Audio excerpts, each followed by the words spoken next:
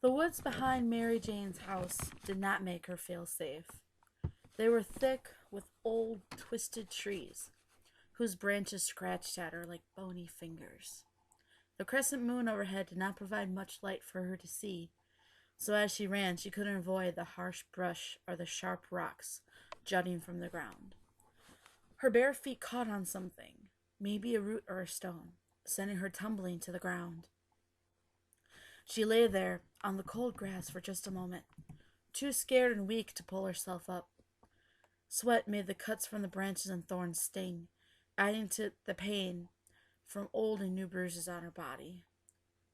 Taking a deep breath, she pushed her head up and took a look around. Her eyes strained to see in the dense fog, but she appeared to be in a clearing.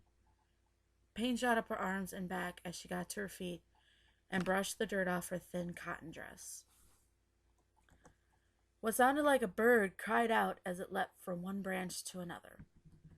Mary Jane jumped at the sound, turning about on her heels and praying for something to see. If she could just find a squirrel, or even an owl, something to indicate the forest's innocence, maybe her heart would stop pounding. There was nothing. She sighed, wiping the sweat from her brow and the tears from her cheeks. The woods were not safe, but the eerie emptiness was infinitely better than bearing the blunt of her father's drunken wrath back home. She could stay here for a while, wait until he would surely be asleep, and then make her way back to the house. Leaves rustled in the wind, sending shivers up her spine. She swallowed and licked her lips, quietly telling herself that she was alone. Mary Jane repeated it in her mind like a mantra. I am alone. I am alone. I am... A glint of light flashed beyond the trees, and more leaves rustled. Twigs snapped. Anxiety creeped into Mary Jane's chest, feeling almost as if her heart shriveled like a raisin. She shivered and folded her arms closely to her chest for warmth. That yellow glimmer appeared again. 2 dots, somewhere in the distance. Mary Jane forced herself to look down at her feet and continued her mantra. I am alone. I am alone. She closed her eyes and rocked back and forth on her heels to the rhythm of the other words in her head. I am alone. I am alone. She ignored the sounds of twigs and leaves, even as they grew louder. I am alone. A pant of warm, humid breath fell on her forehead. Mary Jane ran for it, bolting back in the direction of her isolated mountain house. Anxious, terrified nausea filled her stomach, contorting her insides as she ran.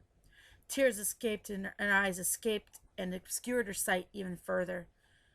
Darkness seemed like it could envelop her completely. She couldn't escape. She wasn't alone.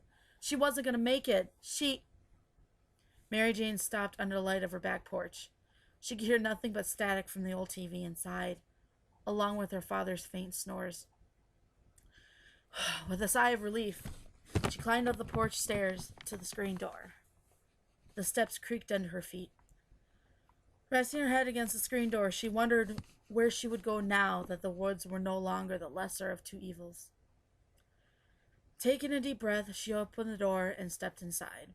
As she quietly closed the door to not wake her father, Mary Jane saw those yellow eyes in the darkness, just beyond the trees. She froze, the hair on her neck standing on end. In the next room, her father coughed and grumbled in his sleep. She flinched at the sound, instinctively closing her eyes and holding up her hands in defense. When no blow came, she relaxed just enough to look into the darkness once more. Whatever was out there was still staring at her, perhaps even into her.